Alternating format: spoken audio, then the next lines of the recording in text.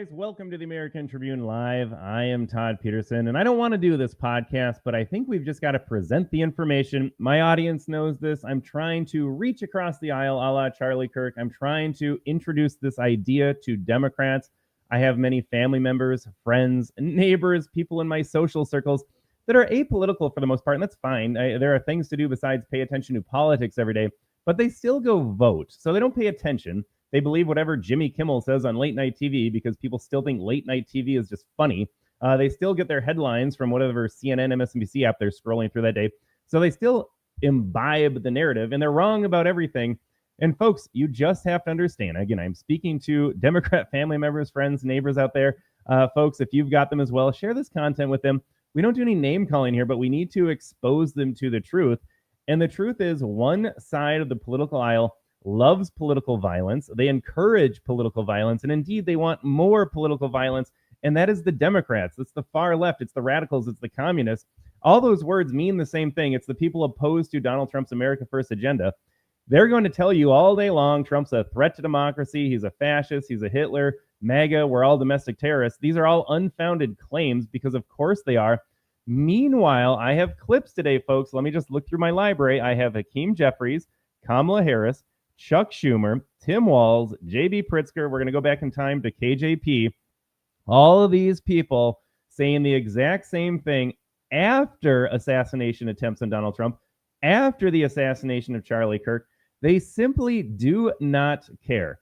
For all the talk about Donald Trump needs to bring down the temperature and call out political violence, I have a very simple hypothesis. If Donald Trump came out today and he said, I condemn political violence from whatever side, it would not change the nature of political violence. Nothing would stop. However, if all of these same people that I just mentioned, that we're going to show you clips of in just a second, if Barack Obama, Hillary Clinton, Joe Biden, Kamala Harris, Pete Buttigieg, Tim Walz, Hakeem Jeffries, Chuck Schumer, if all the leaders of the Democrat Party came out and said, we can't murder our political opponents, we can't throw our political opponents in jail just because, then it would stop. It would stop if the left asked it to stop, but they don't want to.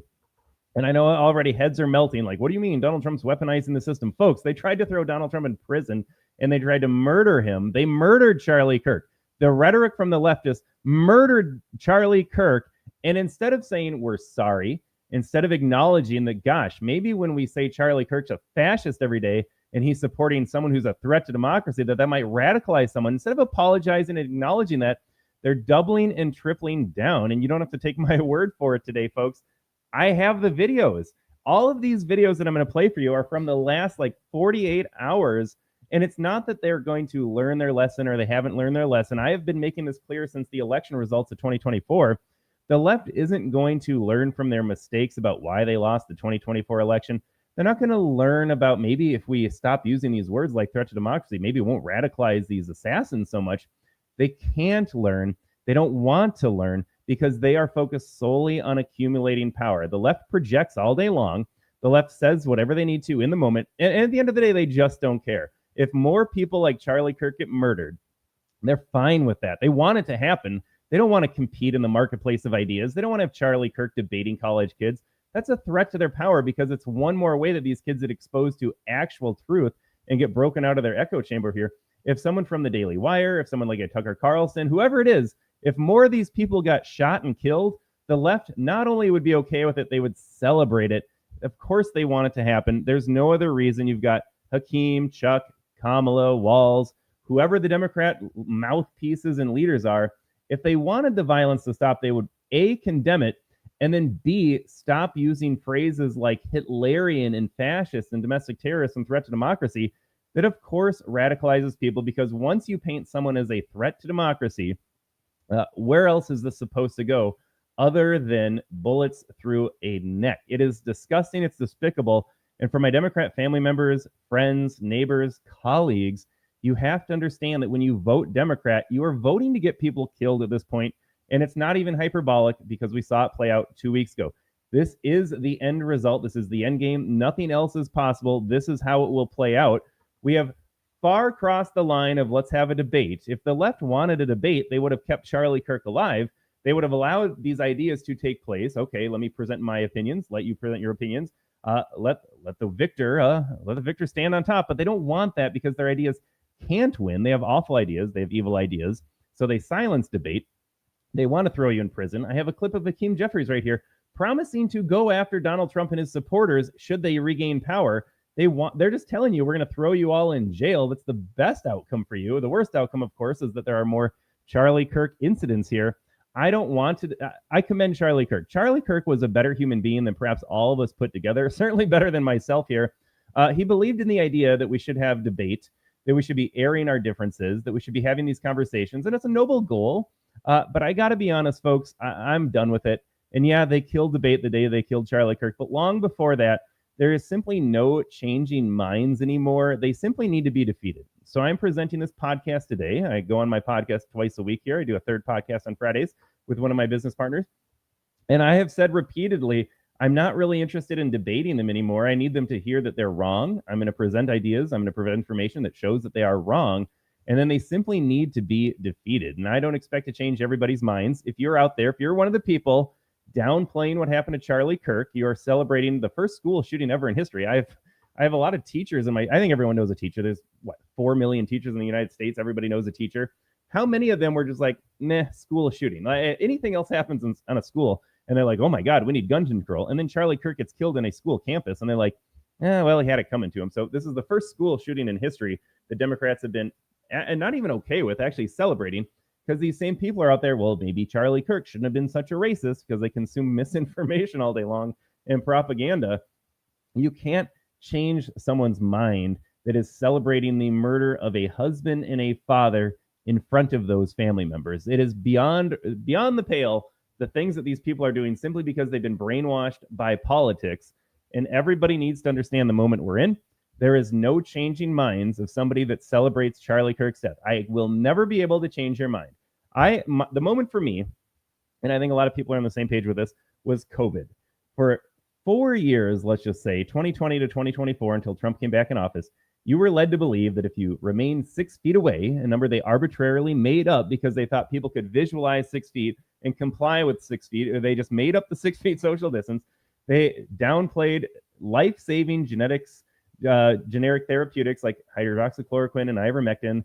They made you wear a mask. They made you stay home. They did everything. They lied to you about the origins. This isn't a COVID show, but they lied to you literally about everything. We know that they lied. We have all the receipts, and nobody changed their mind. And that's the moment I realized there's no going back. If the pandemic era policies that were a lie directly to your face, directly in front of your common sense, if you weren't going to be like, maybe they're lying to me, then I knew there was no hope for you. Already that seed was planted when they were able to tell you that Donald Trump called neo-Nazis and white supremacists fine people, and Joe Biden was able to run a successful successful in the sense that people believed it, not successful in the sense that he won the 2020 election. But if you're willing to just believe the narrative that Donald Trump called them fine people, there was also no hope for you already. So you can see how this progresses here. And now I'm at the point where if you're celebrating Charlie Kirk's murder, Charlie Kirk's assassination, there is no redeeming you. Maybe you'll find redemption in the afterlife, but I'm not interested. I can't change your mind as much as I want to. I can't redeem you in this lifetime. You celebrating Kirk's assassination simply tells me there is no going back. So 40% of the country, we will never wake up. But if we can wake up just enough to win a majority in elections every time, that is a start. But folks, you have to understand, Democrats want political violence. They are encouraging political violence. They celebrate political violence.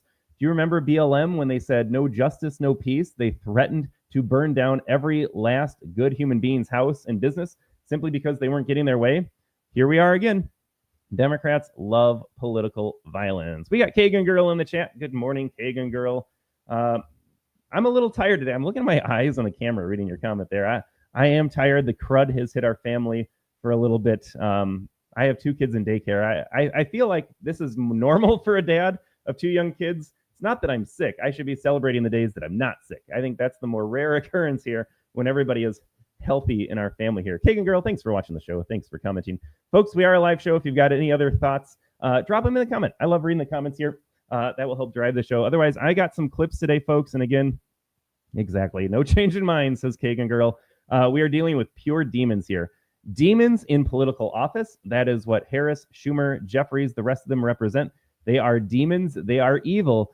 But for the Democrat voters out there, the ones that I saw someone driving in a car alone the other day, that's what we're up against. And I guarantee, because if I see you wearing a mask in your car, I know for a fact if I went on your social media feed, I would find you celebrating Charlie Kirk's assassination.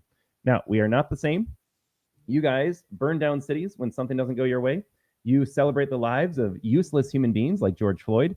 Charlie Kirk was one of the best people this country had to offer, grounded in his faith, unabashedly in love with Jesus Christ and God, convinced he could engage in dialogue and change people's mind through a rational exchange of ideas. And they murdered him for that. And what did we do in response? We went to church in record numbers. We had a record-breaking memorial service turnout in Arizona here. We are not the same. Our side is loving. Our side is forgiving. Erica Kirk forgave her husband's assassin. And it doesn't mean that there are no consequences, by the way, folks. Her forgiving her assassin's killer means that she's not going to carry a grudge or be burdened by her loss for the rest of her life. She's going to move on, as painful as that will be. Doesn't mean that he gets off the hook. This man deserves a swift and painful death penalty. But they don't forgive. They don't forget. They want everyone to suffer here. Democrats hate you. They hate Christians. They hate Americans. They hate white people. They hate everybody here. And I have the receipts for it today. So let us get into it. And again, my premise is simple. It's very simple. Democrats want more political violence here. And again, you don't have to take my word for it. They're going to tell you themselves here. But that is what we're up against. And for everyone that is listening that votes Democrat, I need you to understand when you vote Democrat, you are voting for more political violence. You are voting for mayhem, chaos, and murder. That's what's happened when you go to the polls now. Now, I've already run down the list before when you vote Democrat, which is already insane and supportive of evil. You're already voting for wide open borders, which is outrageous. You're voting for endless foreign wars, equally outrageous here. You're voting for unlimited abortions. You talk about worshiping death. I did an episode earlier in the year about how Democrats worship death. They are the party of genocide. And my claim was simple. They vote for abortion, which has resulted in over 50 million murders. It's the practice of infanticide. When they vote for abortion, they are voting to genocide infants. When they vote Democrat, they are voting for endless foreign wars. How many millions of Ukrainians and Russians have been slaughtered needlessly in Eastern Europe right now? And for all the talk of Putin's the bad guy, Putin's not the one dying on the battle lines. It is conscripted young men on both sides of the conflict getting murdered, slaughtered in horrific ways. It is the refugee crisis that you've created where children and women and the older populations are swept up in this nonsense as well. You're getting all of them killed needlessly. Genocide at the hands of illegal aliens. How many times? And at best, it's a drunk driving accident, so it's not intentional. But then we have the Laken Riley stories that are directly on the hands of Democrats. Democrats have Laken Riley's blood and so many others at the hands of violence from illegal aliens here. Add this to the list, the party of genocide. They would gladly genocide every Donald Trump supporter. Donald Trump himself, down to the very last voter of Donald Trump, they would celebrate your death. Like I said earlier, Charlie Kirk was one of the best people this country had to offer. He is the model citizen of what we should be trying to create in this country, and they gunned him down and they celebrated it. Make no mistake, you might think you have a loving sister-in-law, a loving neighbor or friend, but if they found out you voted for Donald Trump, if they knew you voted for Donald Trump and you were to get assassinated in some political retribution, they would say that's too bad that, this child's father was murdered. That's too bad that my in-law was killed. And then they would go on to say, but he did support Donald Trump, so is it really a loss? That's where we're at, folks. You walk around the streets right now, you know the people that vote Democrat. You have to understand they would not be sad if you were murdered as well because you support Donald Trump. There is no other conclusion to be reached. If you support a threat to democracy, a fascist, if you support Hitler, that makes you an awful person, and that makes your death acceptable. I don't know any other way to say this. We've said it a couple of times here in our 15 minutes of the show here. I have lots of thoughts on this, but that's where we're at. That is where we're at. They want every last one of you dead. The politicians certainly want that. And then the sad reality that we've seen in the last 2 weeks since Charlie Kirk's assassination is that it turns out regular Americans, half this country that votes Democrat, feel the exact same way. And I'm trying to wake up these otherwise good people. I don't, maybe calling them a good person is not accurate anymore, but we all know these people. They go to work, pay their mortgage, support their family, coach their kids' t-ball games. Like, they do all the other things that make them just a regular cog in the machine and not a burden. But then they vote Democrat, and then you read their social media posts and you're like, my God, this person is infected with demonry. This is absolutely vile stuff here. I thought you were just a normal, decent human being, and it turns out you're celebrating Charlie Kirk's death.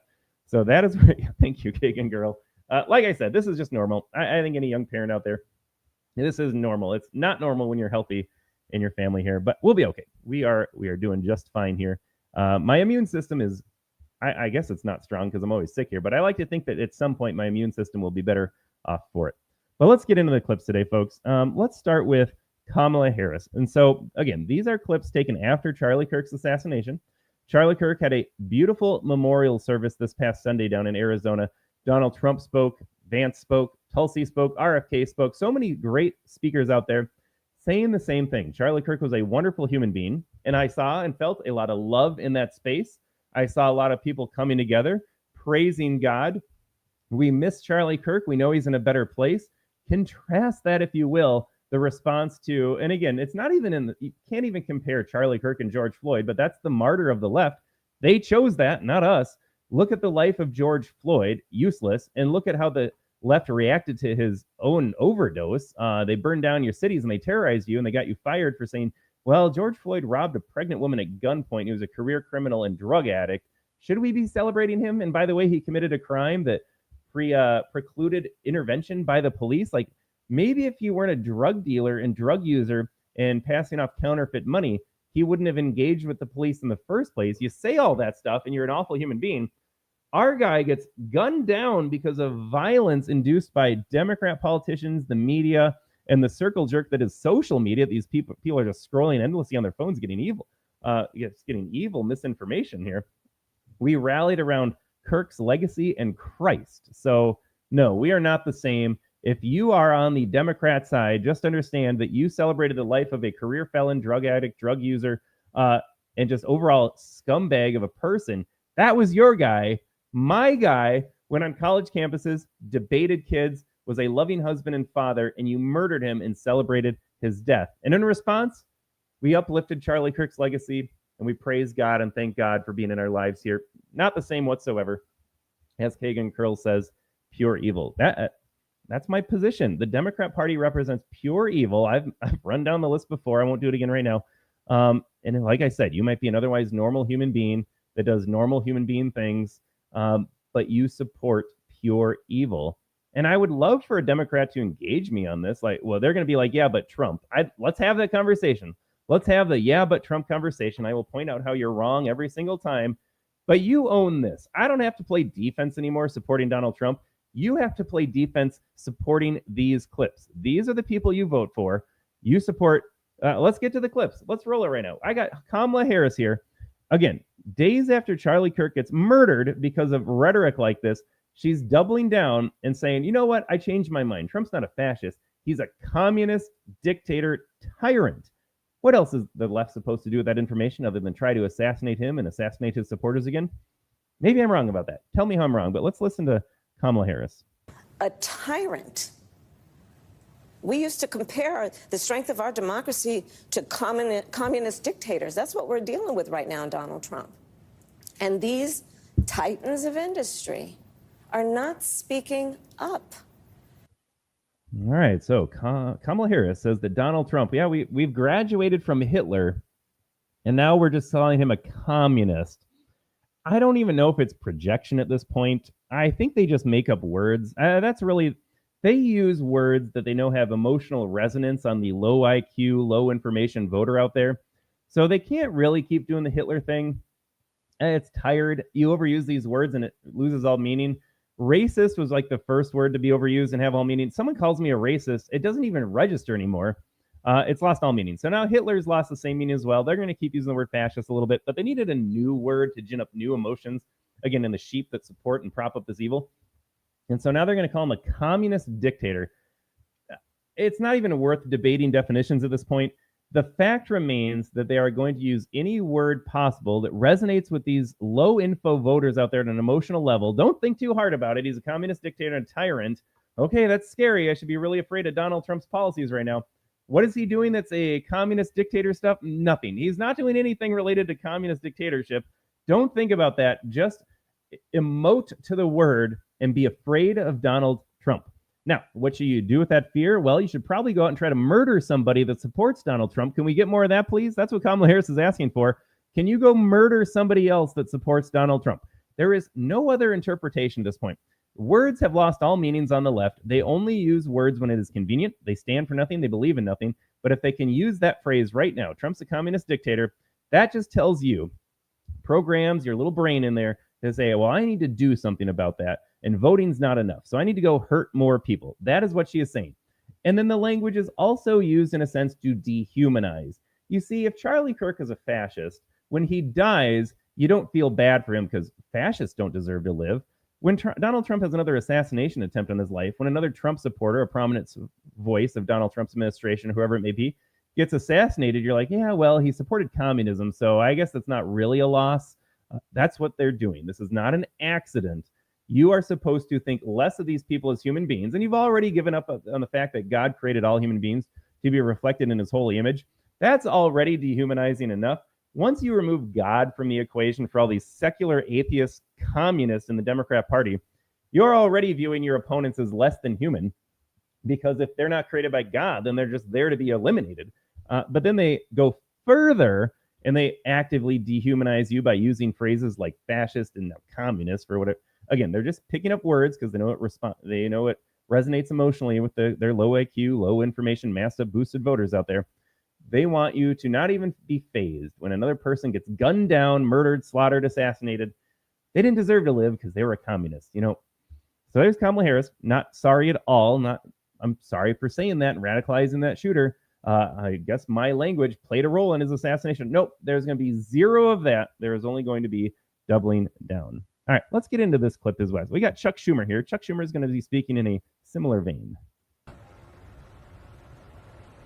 I think it's a real threat to democracy, Dana. The Justice Department has always been a very, very strong civil service, no matter who was in charge, a Democrat or Republican. Fact checked false. And again, this is not me clipping this. This was just him. They just repeat the same stupid slogans over and over again. Threat to democracy, tyrant, dictator. It is so exhausting if you just step back and look at it from an academic point of view. They just use the same words over and over again. Completely false lie there. The Biden Department of Justice locked up J6ers the entire term of his administration. They locked up grandmothers that would pray outside of abortion centers. They tried to lock up Donald Trump. The Biden Department of Justice, and then you could just get into like its civil rights division. The civil rights protection is outrageous on its own, but that's not even locking people up. That's just fining you or getting you in trouble because you didn't interview some black candidate, even though the position you were looking for didn't require that. But now, on the other hand, if you don't interview white people, that's totally fine. So spare me, the Department of Justice is just protecting civil liberties. It's all a complete lie, folks. It is a complete lie. But again, there's Chuck Schumer. He's going to go to the threat to democracy route because, again, that's their playbook. They got a few words. Tyrant, dictator, threat to democracy. I don't know if I think we have a KJP clip of saying domestic terrorist here. It's exhausting. It is absolutely exhausting. They're using the same phrases, and it works. And it still works. They went after law violators without fear or favor. What Trump is doing is he's turning it. He's firing anybody who doesn't seem to be part of his acolytes, and he's turning it into an instrument. All right. Just from a political standpoint here, if you're Joe Biden, who do you want in your DOJ, let's say, or anyone in your administration? Are you going to hold over a lot of Trump folks from 2016? Are you going to interview a lot of MAGA lawyers and say, you know what, I'm going to be completely nonpartisan, unbiased. I just want the best lawyers possible. Does that thought process cross any Democrat's mind? Donald Trump, for the same reason. Why? And why would you be, for that matter, folks? Why would you be obligated to be nonpartisan? We do not live in a nonpartisan world. The idea of neutrality is a fairy tale made up by whomever here to delude you to think that, like, yeah, everybody reaches across the aisle. Well, this is how government works. No, government works when the ruling party makes the decisions. You get Joe Biden in office, His party makes the decisions. You get Donald Trump in office, his party makes the decisions. And I want it that way. To be clear, I want it that way. I don't like consensus when it comes to politics. I don't like reaching across the aisle. I want my side to win. I want my vision to win. And there's no such thing as neutral. It is one side is in charge making the rules, or the other side is in charge making the rules here. And I don't want to compromise with communists. Why would I, voting for Donald Trump, be like, let's pump the brakes, Donald Trump? We shouldn't arrest all of the sanctuary city mayors, which, by the way, they announced they're not going to. Talk about a black pill moment. They're not going to arrest sanctuary cities mayors. They're not going to hold anybody accountable for defying immigration law. That just broke this morning here. I don't want to compromise with these people that want open borders and foreign wars and grooming of kids in the school system. I don't want to compromise with evil. I want Donald Trump's vision, which he campaigned on. A lot of that is not coming to fruition, by the way. A little black pill this morning. I don't want to compromise with these people. I have a vision for this country, and I want that vision to take hold and manifest itself in the ruling party here. I would expect Democrats do the same thing. How many MAGA lawyers were in the Biden DOJ? I'd love for Chuck Schumer to answer that question. Instrument that goes after his enemies, whether they're guilty or not, and most of them are not guilty at all, and that helps his friends. This is the path to a dictatorship. That's what dictatorship. All right, bingo. If we're playing bingo today, we had threat to democracy, we had dictatorship up there.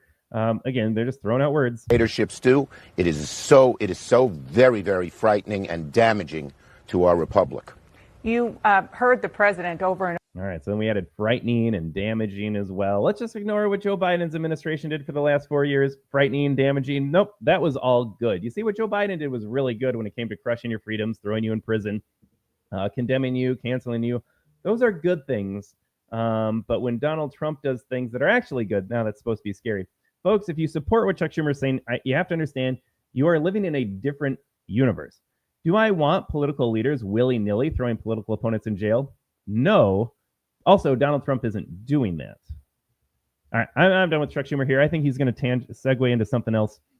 Let's get over to Hakeem Jeffries. Again, this is in the wake of Charlie Kirk's murder at the hands of Democrat-induced violence because of their endless rhetoric, endless lies, but again, very powerful rhetoric. To understand, as people who are flirting with the Trump administration or doing the bidding of the Trump administration or engaging in the pay-to-play schemes of the Trump administration. I am just going to say, for the record, I don't know what any of that means. He provides zero evidence, and I don't like the guys to be like, show me the proof. There's the meme out there of the leftists, like, show me the data. But in this case, it's relevant sometimes. You can't simply say if you're Hakeem Jeffries. He goes through all the list of like all these schemes and acolytes and pay to play and all this stuff that Trump's doing. He offers no actual evidence of what that looks like or what that means or how that's playing out here. But you're supposed to be scared at the idea that this is happening. Now, is it happening? That's a separate conversation. And no, it's not. But don't think too hard. Just trust Hakeem Jeffries. You just trust him, folks. The statute of limitations is 5 years. Donald Trump and this toxic administration will be long gone, but there will still be accountability to be had. And that process, of course, begins now, but it will not be complete until perhaps there is an independent Department of Justice, certainly an independent House of Representatives. All right, just to be clear, by independent, he means not Republican majority. He would have you believe that a Democrat majority is independent. Like I just said, there's no such thing as neutrality. I actually forgot he was going to say this, but this ties in perfectly with what I said. There's no such thing as neutrality in politics. It is either the far left at this point, or it is the America First movement, let's just say, for two short descriptors here. That is it. There's no third party. There's no third option of meeting in the middle. Hakeem Jeffries, very good at speaking. That's why he gets the name Timu Obama, Dollar Store Obama. He's very good at speaking. Of course, he's very good at lying. He's not speaking truthfully. But an independent House, an independent Department of Justice, all he is really saying is, when we're in control as Democrats, we're going to do what Democrats always do and weaponize the system against our political opponents. Donald Trump, they can fearmonger all they want. I wish Donald Trump were the person that they made him out to be sometimes. I wish Donald Trump would go arrest all these sanctuary city mayors. I wish he would go after all these corrupt actors in D.C. and throw them in jail. not because they're political opponents per se, but because they're committing crimes and because they're hurting the American people. Donald Trump would be well within his right to do all of those things, but he's not touching them. But that doesn't stop Hakeem Jeffries from lying to you and saying Donald Trump is weaponizing the system. And you know what? He just has it coming when we get back in power. See, they're just laying the groundwork here. When we get back in power and we're independent minded, we're going to arrest Donald Trump because it's the right thing to do because he committed crimes. They'll never lay out the crimes and never explicitly explain them. But again, like I said, Donald Trump would be well within his right to go a lot further. I wish he would do the things that they accuse him of doing sometimes. But this is absolutely ludicrous. And does it sound good for a low information voter out there? Absolutely. I'm scared of Trump. He must be doing bad things. Can't wait until these just fair-minded Democrats get back in power and restore civility to the country and government to the country. Nothing could be further from the truth, but that's where we're at. In Democratic hands. The Department of Justice is one of the great institutions in law enforcement in the history of this country. Folks, didn't Chuck Schumer just say the exact same thing? It's been a while. I listened to these clips yesterday here. I think that is verbatim what Chuck Schumer said. I gotta throw back. Violators without fear of service, no matter who is. This department has a real threat to democracy, Dana. You know, the Justice Department has always been a very, very strong civil service, no matter who was in charge, a Democrat or Republican. They went after law violators without fear or favor. What Trump is doing is And these extremists, the Department of Justice is one of the great institutions in law enforcement in the history of this country. Boy, that's a talking points drop, folks. My goodness, Chuck Schumer and Hakeem Jeffries saying the exact same thing. Both lies, by the way. And in a perfect world, again, there's reality and there's then the utopia that Democrats make up in their heads.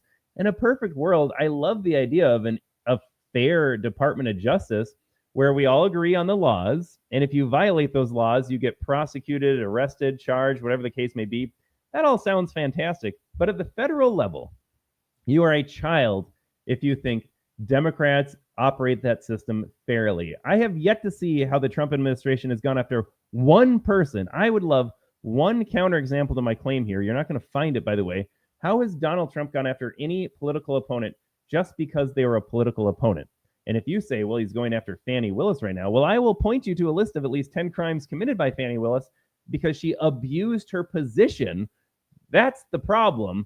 But for Democrats on the other side, they just look at your R and they say, are you attached to Donald Trump? Then you must have done something wrong here.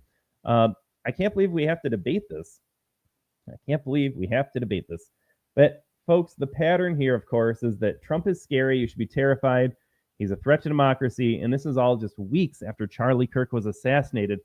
They're not going to slow down. They're not going to say sorry. They're not going to acknowledge their role. They know their role. See, the problem is they know what their role is and they like it. They want more of it. I can't stress this enough. When you hear Harris, Schumer, Jeffries, we'll move on to the next clip in just a second. When you hear them talking, just understand the subtext is we want more assassinations. And then if they're not murdered, we want to throw them all in jail. Things I do want to point out that's not been. All right. So here's Jasmine Crockett. This is a different angle. I talked about this morning in some of the videos that we dropped on our Rumble channel already here. So Schumer, Harris, Jeffries, they're playing the angle of threat to democracy, the government angle here. What Jasmine Crockett's about to do accomplishes the same thing, but Jasmine Crockett is the race baiter, the race grifter in the Democrat Party here. She cannot look at a problem and not see it through the lens of white supremacy. Jasmine Crockett is both low IQ and intentionally evil. Nothing she says regarding race is ever remotely accurate here, but she lives in fear. She's told us she lives in fear of being a black woman in 2025. Jasmine Crockett is one of the most privileged human beings ever to exist. A congresswoman of the United States, that's enough right there. The fact that she got elected as a black woman only disproves her entire worldview, but that doesn't stop her from slowing down, saying that we got to be really afraid of white people. And make no mistake, the end result is the same. It is a different angle of attack in the same game. She needs to radicalize people based on race. This has been one of the most powerful weapons of the Democrat Party, making you see everything through a prism of race.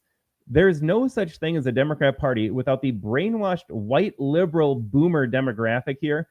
people that have just been taught for decades to hate themselves, to feel bad about being white, to hand over their entire country and existence and inheritance to people that don't deserve it, but because they're a different skin color are somehow more deserving. That's where we're at here. So I got a short clip of Crockett here. This is how she will explain her worldview. Again, it's the same end result, same divisive language here, trying to fearmonger, scapegoat a certain group of people, whites in this case. Take a listen. Laid out that honestly hurts my heart is when I saw the no votes, there were only 2 Caucasians.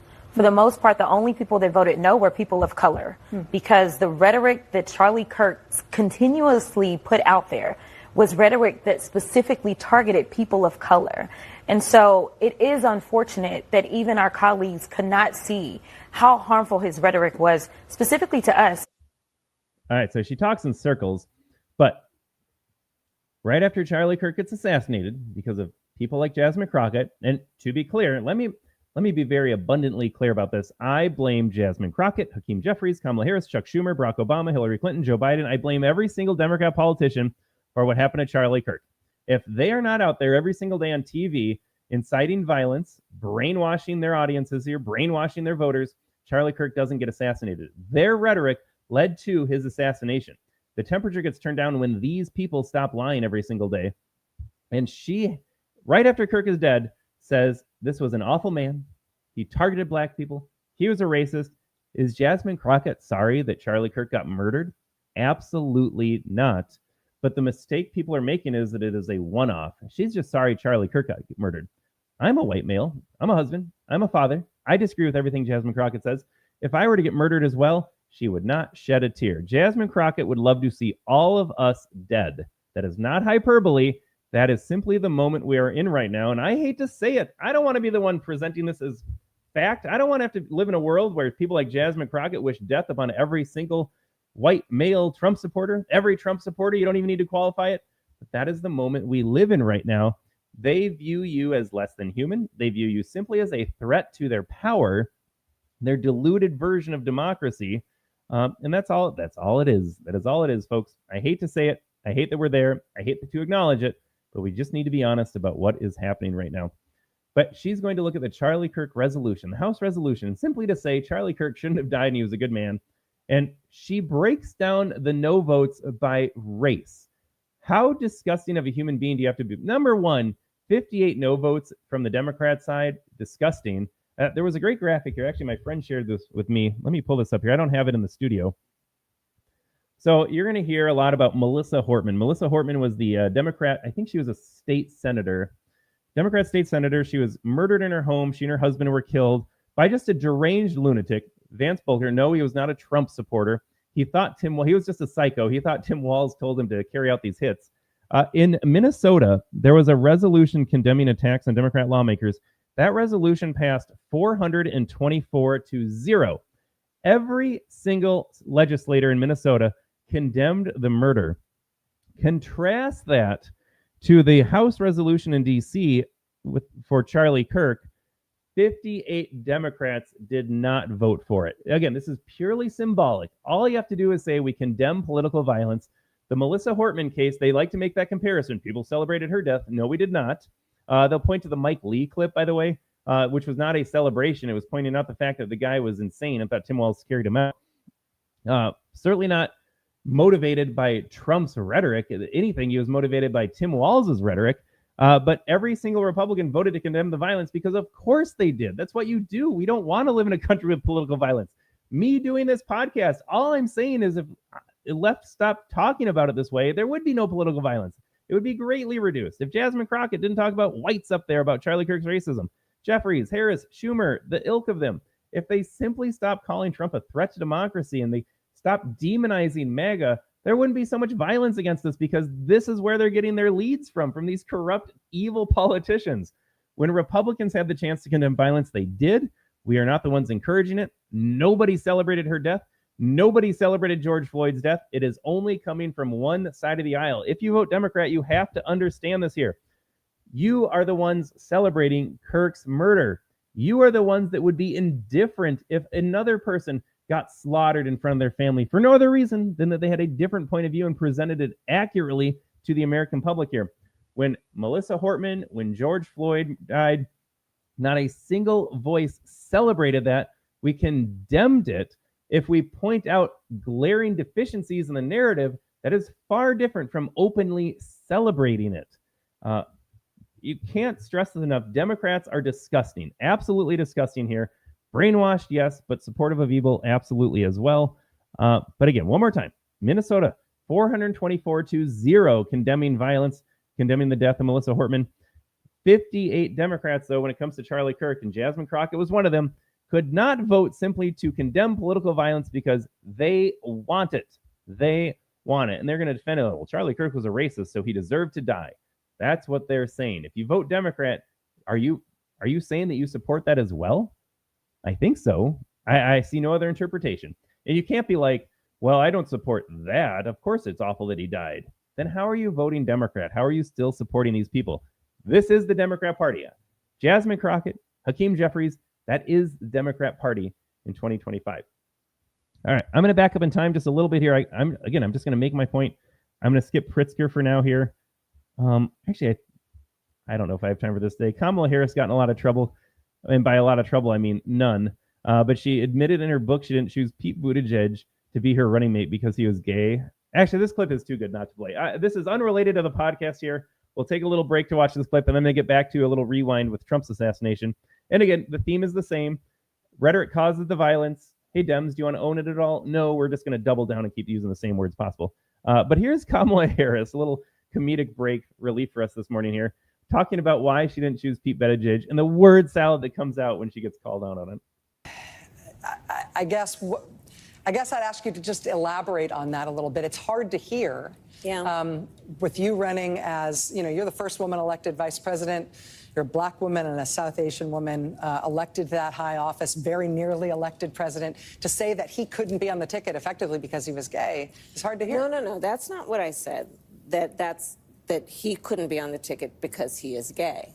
My point, as I write in the book, is that I was clear that in 107 days, in one of the most hotly contested elections for president of the United States, against someone like Donald Trump who knows no floor,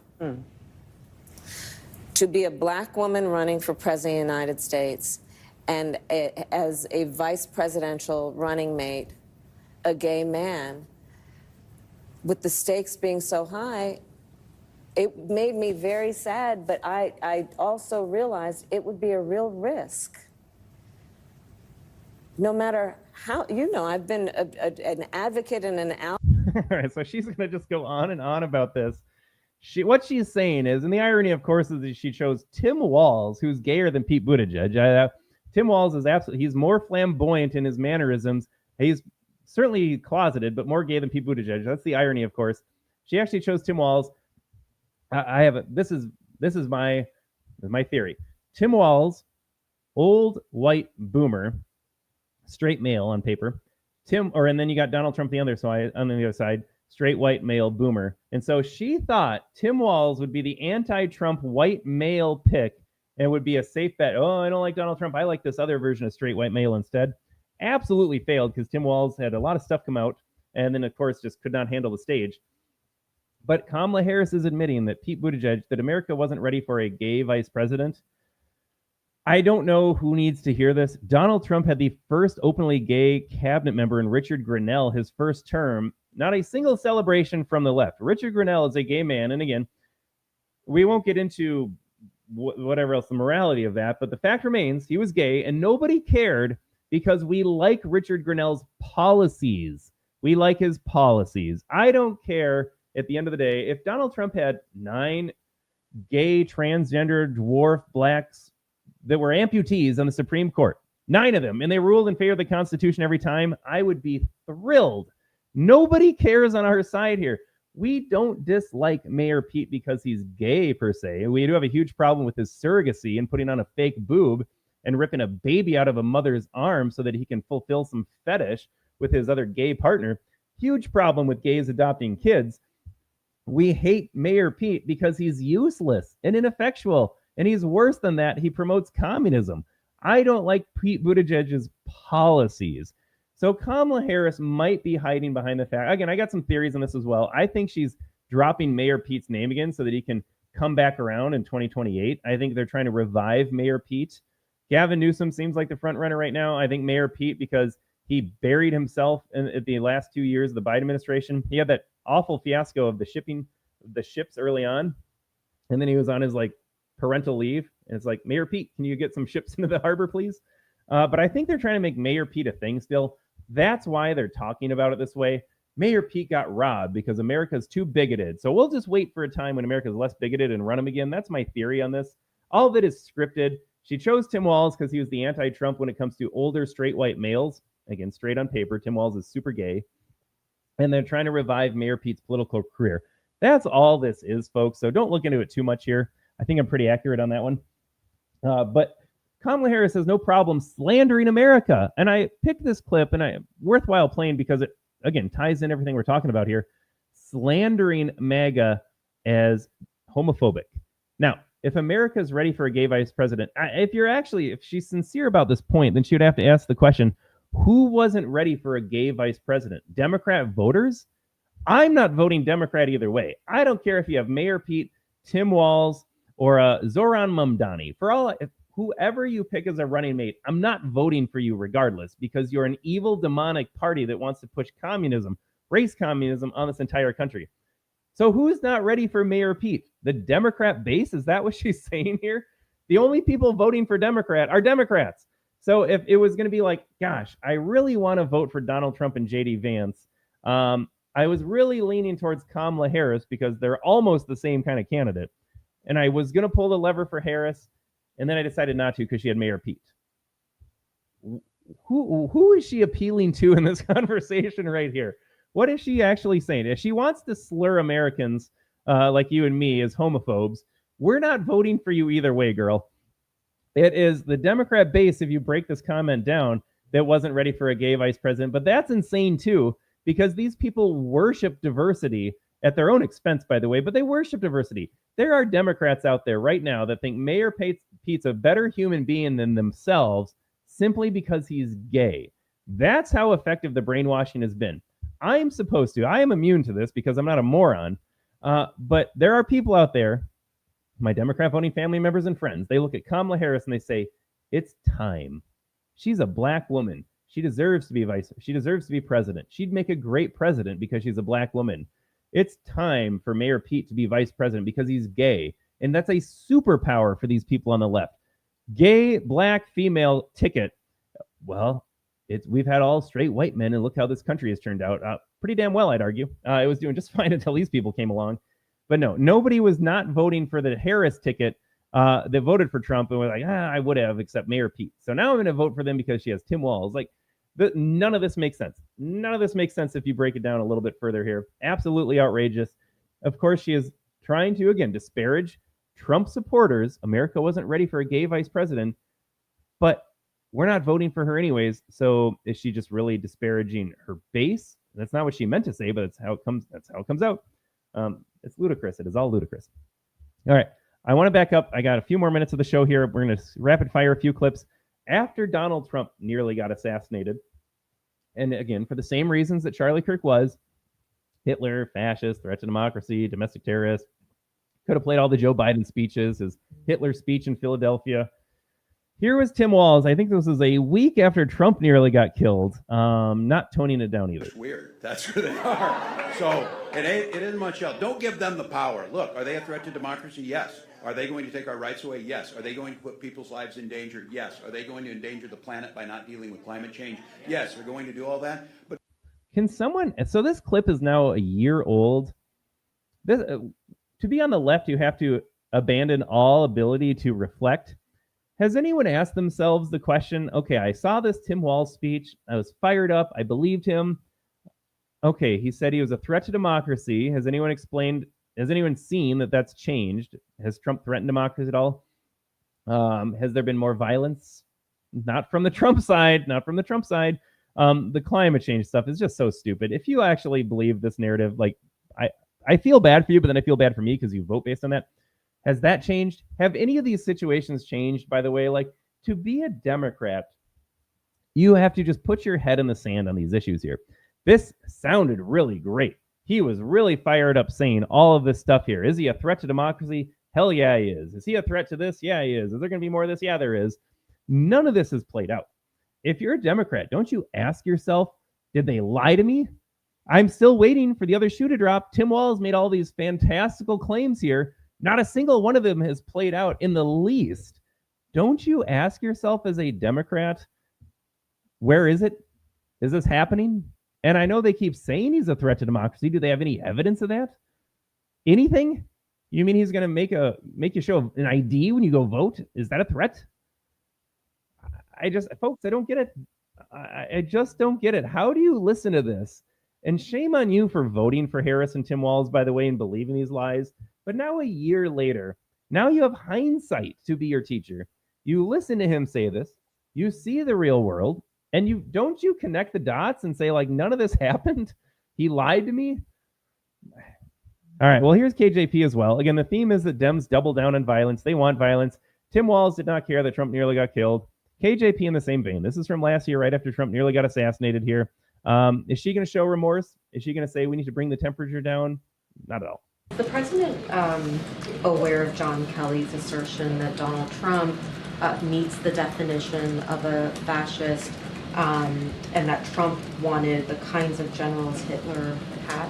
I mean, look, you have heard from this president over and over again about the threats to democracy, and the president has spoken about that. You've heard from the former president himself saying that he is going to be a dictator on day one. This is him, not us. This is him. And it's not just.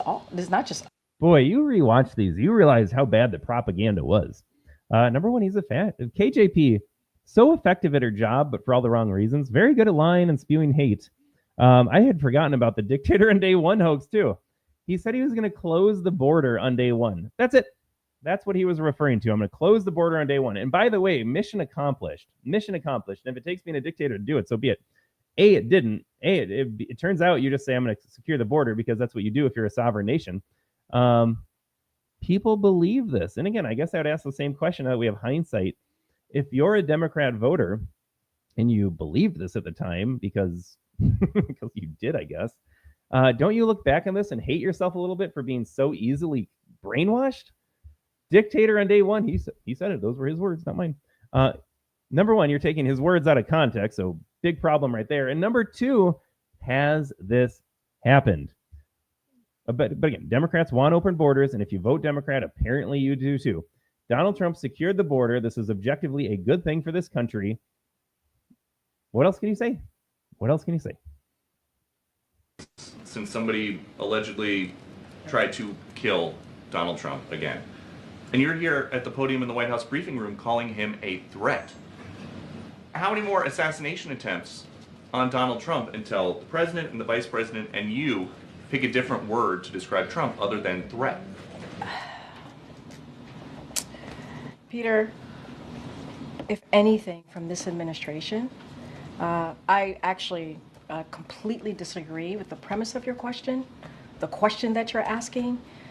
It is also incredibly dangerous in the way that you're asking it, because American people are watching.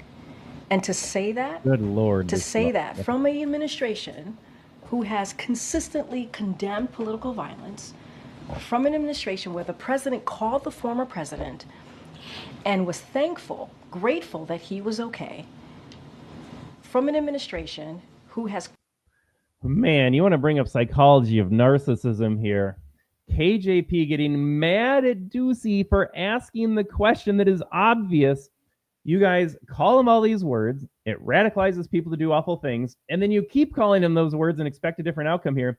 And she had the gall to get mad at Ducey for asking it. And not only get mad at him, but say what he was doing was dangerous. Folks, what an eye-opening clip. Again, in hindsight here, these are even worse than they were the first time around. This is some wild stuff. And if you're a Democrat, how do you reconcile this?